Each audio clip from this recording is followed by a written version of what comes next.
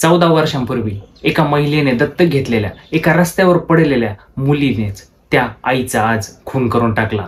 पण त्या खुनामागचं कारण जेव्हा बाहेर आलं ते ऐकून सर्वांनाच धक्का बसला।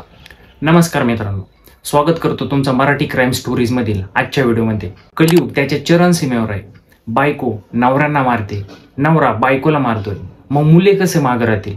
मुलंही आता आई वडिलांना मारायला लागले। होय, आजच्या व्हिडिओमधून तुम्हाला समजेल की एका आईच्या प्रेमाचा शेवट इतका वाईट झाला, पण त्याचं कारण ऐकून आज सगळे हळहळ व्यक्त करत आहेत। मागील 14 वर्षांपूर्वी ओडिसामधील पारालाखेमुंडीमधील राजलक्ष्मी यांना रस्त्यावर जात असताना रस्त्याच्या कडेला एक 2 ते 3 दिवसांचंच बाळ रस्त्यावर पडलेलं दिसतं। हे अनाथ बाळ एका कचऱ्यात पडलेलं होतं। त्या बाळाला त्या घरी घेऊन येतात आणि त्याला संपूर्ण कागदोपत्राने दत्तक घेतात। या दत्तक घेतलेल्या मुलीला त्या लहानचं मोठं करतात।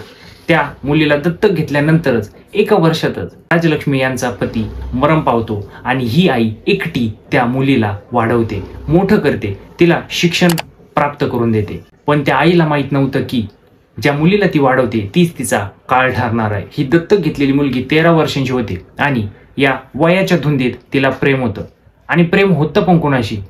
तिच्यापेक्षा मोठ्या मुलांशी। होय, मुलांशी हे अनेक वचन। तिला 2 मुलांसोबत प्रेम होतं, तेही तिच्यापेक्षा 8 ते 10 वर्षांनी मोठे। 20 वर्षांचा दिनेश साहू आणि 21 वर्षांचा गणेश राठ। या दोनही मुलांसोबत 13 वर्षांच्या त्या मुलीचं प्रेम संबंध सुरू होते। आणि हे जेव्हा राजलक्ष्मी यांच्या कानावर जाते तेव्हा त्यांना ते काहीच पटत नाही।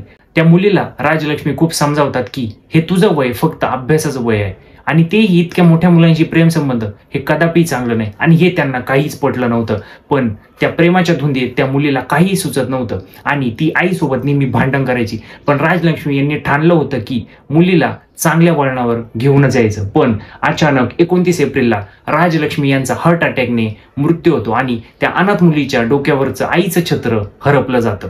सर्वांना एकच हळहळ वाटत असते की ज्या मुलीला त्यांनी इतकं वाढवलंय, पण आता पुढे या मुलीचं काय होईल? 29 एप्रिलला राजलक्ष्मी यांच्या मृत्यूनंतर ही मुलगी आईची संपूर्ण विधिवत क्रिया पूर्ण करून मामाच्या घरी निघून जाते।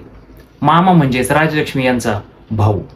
मामाच्या घरी राहत असताना तिच्या वागण्यात, तिच्या बोलण्यात, तिच्या संपूर्ण स्वभावात मामाला काहीतरी तफावत, काहीतरी बदल दिसतो। त्यामुळे मामा त्या मुलीवर लक्ष ठेवायला लागतो।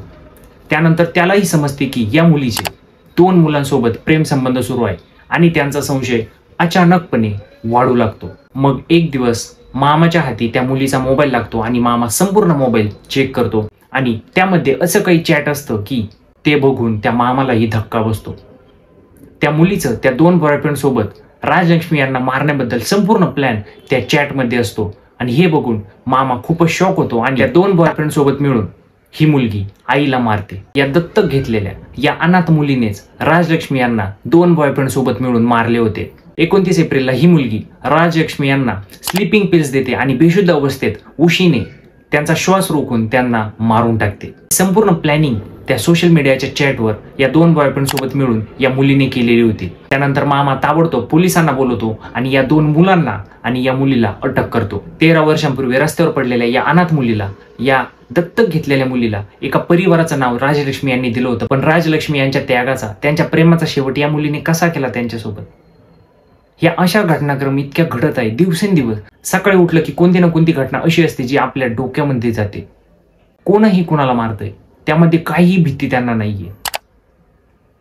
एक दिवस असा येईल की कोण ना कोणाला मारत राहील आणि या माणुसकीचा